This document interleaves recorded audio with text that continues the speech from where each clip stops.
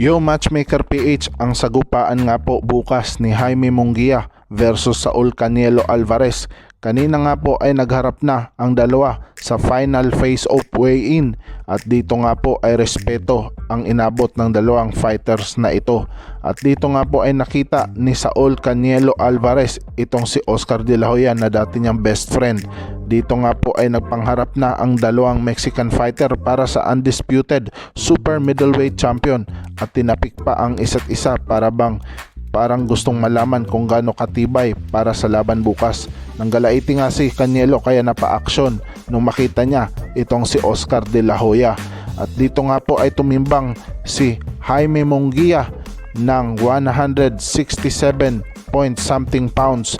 Medyo mabigat talaga itong si Jaime Munguia at matangkad, matibay na bagito. Kaya naman magandang laban talaga ito bukas mga ka-matchmaker. Hindi naman nagpatalo ang undisputed champion na si Saul Canelo Alvarez. Tumimbang din ito ng 166 point something pounds. At dito nga po ay grabe talaga ang kondisyon ng pangangatawan ng undisputed Mexican fighter. Napasayaw nga po ito sa excitement para laban bukas. Dito nga po ay paglalabanan ang undisputed super middleweight champion belt bukas. Dito nga po ay friendly manner ang ginawa ng mga Mexican fighters na ito. Walang girian, walang trash talk. Nakaabang naman ang Puerto Rican fighter na si Edgar Berlanga, isang rising star boxer sa Puerto Rico. At kung sino man ang manalo ay handa siyang labanan dito mga ka-matchmaker.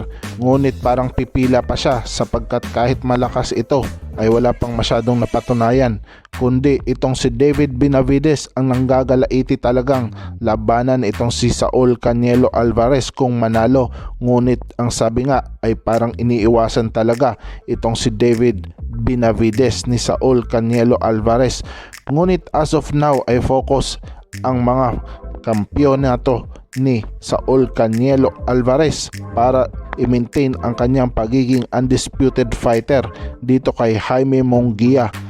Sa Mayo 5 mga ka-matchmaker ay siya pa rin ba ang undisputed fighter or ang bagong bagitong kampyona na si Jaime Munguia, ang bata ni Golden Boy?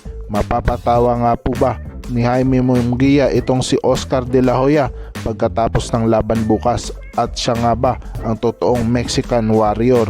Abangan na lang natin.